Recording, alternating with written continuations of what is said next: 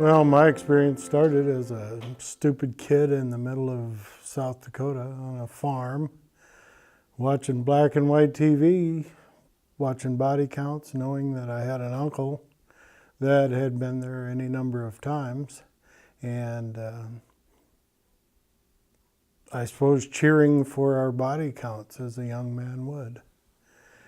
I felt, these days I feel foolish about that. It's later on in life, I found out that what an egregious war it really was. And after you meet some people from Vietnam they have become part of my life now, and I really just think I need to apologize to them for what we've done. So I was ignorant, and I'm still probably quite ignorant, but maybe a little less so after what we know now.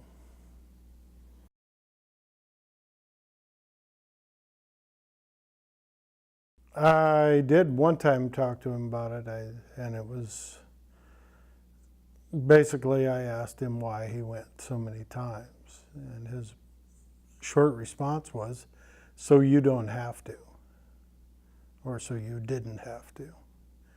That having been said, it was tough to have a great conversation with him because every time he came home he was drunk all the time, and that's how he dealt with it. And I love the guy. He was the closest thing I had to a father, but he wound up drinking himself to death by the time he was 49 years old. Cirrhosis of the liver, and just, it was a pretty bad ordeal for him. He had a dent in his head where he had been hit in the helmet with a bullet. And you see things like that, but I was just an ignorant kid, and what are you going to do? I knew enough not to cross him when he was drunk.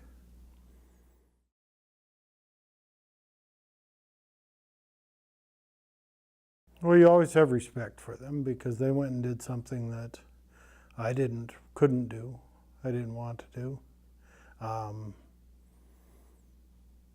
Keep your distance, but always show your respect. It wasn't until we wound up getting a little older and getting into the music culture that things started to come about and make more sense. And they tell the story of David Crosby calls up Graham Nash. These guys were in a band together, and he calls up Graham Nash late one night, and he says, "You cannot believe what Neil Young has just written." And he had written Ohio. And that song really changed a lot of lives. 4 Dead in Ohio. You could hear the music of the culture, and the flower people, and I love the flowers. And it was a message of love, and message that was not hate. Steve Stills talking about For What It's Worth was the name of the song, and it says, "Stop, hey, look around, everybody look what's going down."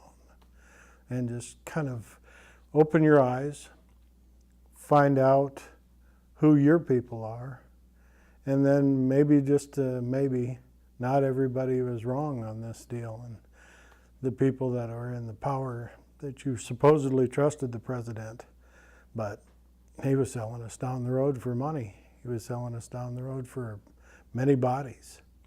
Think of all the wonderful scientists and mathematicians and musicians and everybody we lose in this war on both sides.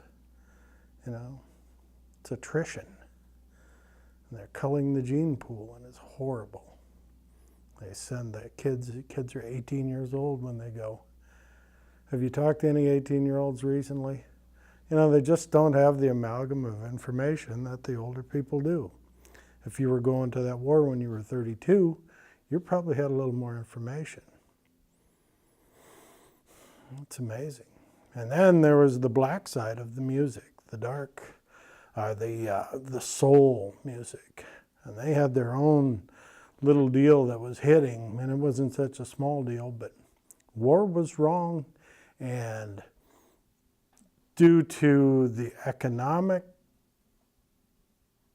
current of the brothers and sisters in the inner city, they were snapping a bunch of those folks up and saying, hey, you got to go fight this war for us. And it was scary. So there comes the Malcolm X, the Black Panthers, and they're powerful. And they had Martin Luther King on the other side saying, oh, temper some of that violence and let's put it into passion. The music did a lot to educate us.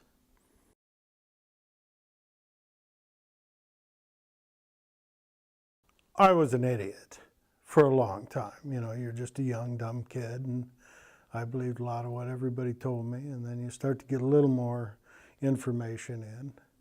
But as time goes by, some of it heals and some of it you put away, but it isn't until you get a lot of length where you know who's actually lying to you in the history.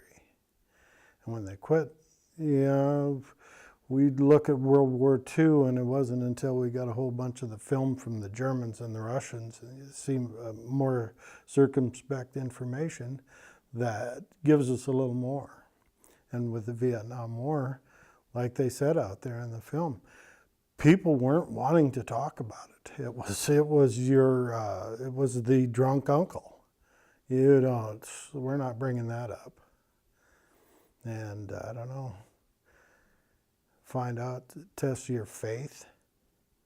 You know, they start to tell you that this is God's way. Well, I don't think it's God's way to try to go murder a bunch of people. And then to the former, or take that even farther, and you don't even know if there is God. You know, so these are, it takes you from being completely ignorant and trusting to not even knowing that what the creation even means or is. So it puts you in a realm of pitting science against the BS you've been told most of your life.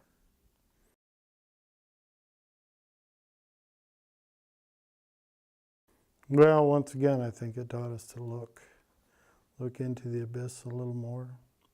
Maybe be less trusting of our political attaches. I think some people will never learn the idea that hate isn't the right way, and that's unfortunate. I try to come from love every day.